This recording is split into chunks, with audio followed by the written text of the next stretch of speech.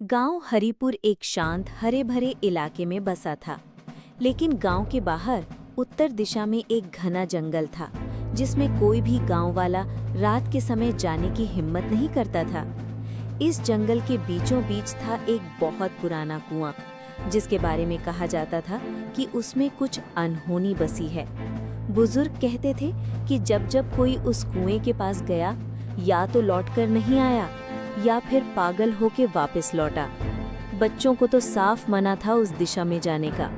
गांव वाले डरते थे, पर असल रहस्य कोई नहीं जानता था। एक दिन दोपहर के समय गांव में एक वृद्ध साधु पहुंचे। लंबी जटाएं, सफेद वस्त्र और गले में रुद्राक्ष की माला।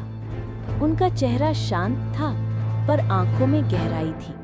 वे सीधे गांव के मंदिर पहुंचे और गांव के प्रधान से मिलने की इच्छा जताई। प्रधान रघुनाथ जी ने आदर सहित उन्हें अपने घर बुलाया। साधु ने भोजन ग्रहण किया और फिर एक बात कही जो सबको चौंका गई। उस पुराने कुएं का रहस्य अब सामने आना चाहिए। बहुत समय बीत चुका है। गांव वाले चौंक गए।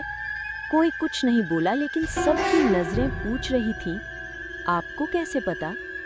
साधु बोले, मैं वही हूँ जिसे 50 साल पहले इस कुएं ने निगल लिया था। साधु ने जो बताया, उससे गांव का सारा माहौल सिहर उठा। 50 साल पहले उनका नाम आनंद था। वे गांव के ही एक होशियार और साहसी युवक थे। जंगल और प्रकृति से उन्हें बेहद लगाव था।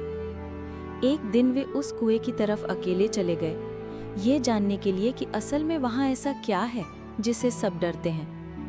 कुएं के पास पहुंचते ही उन्हें अजीब सी गंध महसूस हुई और फिर एक रहस्यमयी खिंचाव।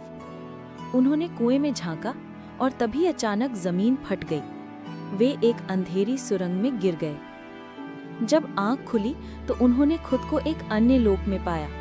वहां न अंधकार था न प्रकाश, बस समय रुका हुआ था। वहां एक रक्षक आत्मा मिली, जिसने बताया कि ये कुआं दरअसल एक समय द्वार है।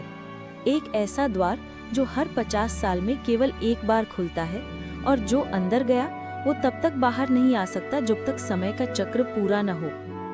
इस द्वार को एक पुरानी नाग वंश की आत्मा सुरक्षित रखती है, क्योंकि इस कुएं में एक अमूल्य रत्न छिपा है, कालमणि, जो समय को नियंत्रित कर सकती है। अगर वो गलत हाथों में चली जाए तो दुनिया में भारी विनाश हो सकता है। साधु बोले, आज 50 साल पूरे हो गए हैं। द्वार फिर खुलेगा,